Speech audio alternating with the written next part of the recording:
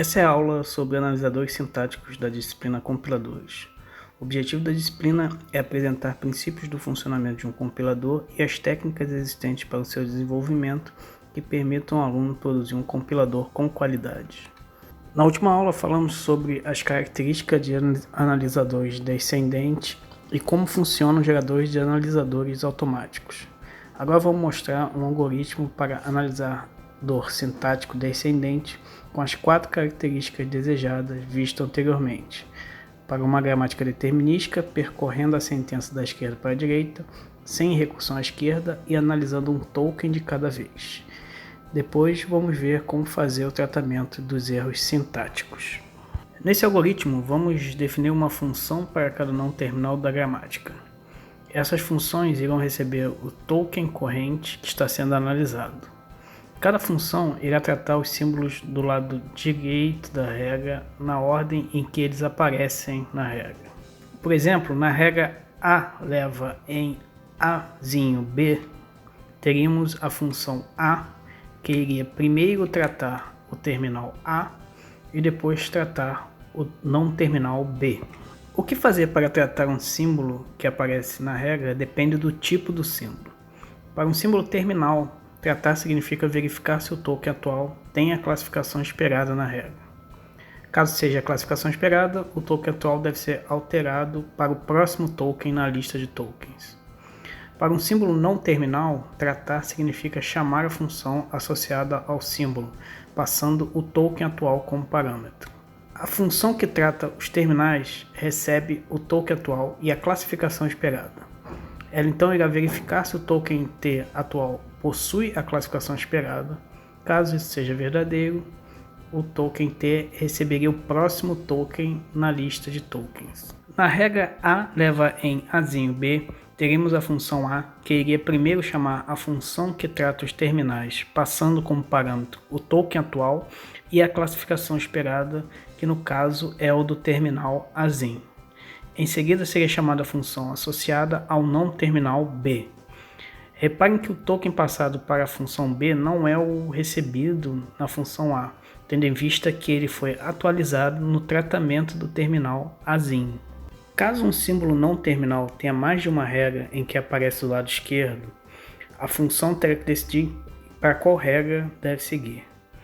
Nessa decisão deve comparar o token atual com os símbolos terminais que iniciam o lado direito das regras. Caso o lado direito da regra inicie com um não terminal, o token atual será comparado com o conjunto de símbolos terminais que iniciam o lado direito das regras em que esse não terminal aparece do lado esquerdo. Esse conjunto é chamado de conjunto first. O conjunto first é definido para todo não terminal e consiste nos símbolos terminais que iniciam o lado direito das regras em que esse não terminal está no lado esquerdo. Por exemplo, para a regra D leva em Ezinho F, o conjunto first de D será formado pelo terminal Ezinho. Caso o não terminal D tenha mais de uma regra, por exemplo, se adicionarmos a regra D leva em Dzinho C, o conjunto first de D será formado por todos os terminais que iniciam essas regras, no caso pelos terminais Ezinho e Dzinho. Se o lado direito da regra iniciar por um não terminal, será adicionado ao first os terminais contidos no first desse não terminal que inicia a regra. No exemplo visto antes, se adicionarmos a regra D leva em E, teremos então o first de D anterior união com o first do não terminal E. Teríamos então que definir o conjunto de first de E para saber quais terminais estariam no first de D, analisando as regras onde o não terminal E aparece do lado esquerdo. Se essas regras fossem, por exemplo, E leva em C minúsculo F e E leva em E minúsculo, teríamos o conjunto first de E com os símbolos terminais C e E. Assim poderíamos então definir o conjunto first de D com os terminais E minúsculo, D minúsculo e C minúsculo. Reparem que o terminal E minúsculo aparece nos dois conjuntos first, mas como fazemos operações de conjuntos, ele não se repete no first de D. Então, voltando ao algoritmo, caso seja adicionado a regra A leva em D, no exemplo anterior, teremos que adicionar tomadas de decisões para saber qual regra seguir. No exemplo, temos uma regra que inicia com o símbolo terminal e outra que inicia com o símbolo não terminal. Se o token atual sendo analisado tiver a classificação esperada equivalente ao terminal A minúsculo, a função então deve seguir a regra A leva em Azinho B. Caso contrário, teremos de avaliar se o token atual pertence ao conjunto first do não terminal D. Nesse caso, a função então seguiria para a regra A leva em D. Agora vamos falar sobre as formas de tratar os erros sintáticos. A ideia é que existe uma função única que irá informar o programador qual erro ocorreu e onde ocorreu. Por isso é importante que essa função receba o token atual que contém essas informações. Uma decisão importante é saber onde essa função será chamada no programa. Ela será chamada nas duas situações: se o terminal esperado não é reconhecido no token atual e quando o token atual não corresponde a nenhuma das regras do não terminal. Dessa forma, no momento de tratar o terminal, deve-se chamar a função do erro caso o token não corresponda ao terminal esperado, e nas funções relacionadas aos não terminais, caso o token recebido não corresponda a nenhuma das regras, deve também chamar a função de erro. O tratamento do erro será o que o programa irá fazer no caso de um erro ser detectado. Os procedimentos podem ser parar a compilação, ou seja, ao encontrar um erro, o programa irá, após informar qual foi o erro para o programador, interromper a análise, ou continuar a compilação. Na opção de por continuar, pode ser o modo de notificação, onde apenas informa qual foi o erro para o programador, mas não interrompe a análise, ou pode ser o modo de recuperação, onde o programa tenta encontrar um estado seguro para poder continuar a compilação. No caso de parar a compilação, a função de tratar o erro irá informar qual erro ocorreu e encerrar o programa. Esse procedimento tem o problema de informar apenas um erro de cada vez, o que dificulta a correção dos erros pelo programador. No caso de continuar a compilação no modo notificação, a função de tratar o erro irá apenas informar qual erro ocorreu. Esse procedimento tem o problema de possibilitar informar falsos erros para o programador, pois quando um determinado erro ocorre, seja por falta de token ou por inserção de token indevida, a posição do compilador na ordem da derivação estará defasada em relação à lista de tokens. Na recuperação do erro, tenta-se eliminar essa defasagem do ponto onde a derivação está com a lista de tokens. O objetivo é informar mais erros que apenas um, mas não gerar erros falsos.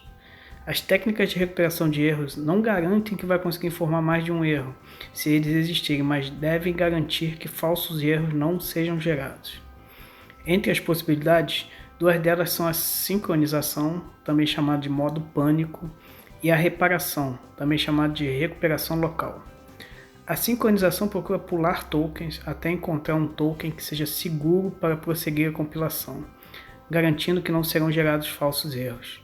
Essa técnica é mais simples de implementar do que a reparação, que tenta supor qual tipo de erro ocorreu entre a supressão, inserção ou troca de tokens e inserir ou remover tokens para permitir a continuação da compilação. Na sincronização, procura-se um token dentro de um conjunto de tokens chamados de tokens de sincronização. A questão que tem grande influência no sucesso da técnica é na escolha dos tokens que farão parte desse conjunto. Uma possibilidade é montar esse conjunto de forma que, ao encontrar um erro, o programa procure sincronizar a compilação para continuar na sequência do não terminal sendo avaliado no momento da detecção do erro. Para isso, são montados os conjuntos follow, que são conjuntos de terminais que sucedem os não terminais nas regras sintáticas. Esses conjuntos são montados como conjunto first para cada não terminal. É preciso olhar todas as ocorrências do não terminal nos lados direitos das regras e verificar quais terminais aparecem na sua sequência. Por exemplo, para as regras mostradas aqui, o conjunto follow do não terminal F seria composto pelos terminais Azinho e Bzinho. Caso o símbolo que segue o não terminal seja outro não terminal, então deve ser adicionado ao seu follow o conjunto first desse outro não terminal. No exemplo, o não terminal F é seguido pelo não terminal D na regra E. Assim, o conjunto first de D deve ser adicionado ao follow de F. Caso o símbolo não terminal seja o último símbolo na regra, então deve ser adicionado ao seu follow o conjunto follow do não terminal na esquerda dessa regra. No exemplo, o não terminal E é o último símbolo na regra do F. Assim, o conjunto follow do E deve ter o terminal F minúsculo pela regra do C e o follow de F. Dessa forma, a função para tratar o erro deve receber o não terminal onde o erro ocorreu e, após mostrar mensagem de erro, avançar o token até encontrar um token que faz parte do conjunto follow do não terminal onde o erro ocorreu. E aqui termina essa aula de analisadores sintáticos. Vimos um algoritmo descendente para análise sintática e técnicas para tratamento de erro.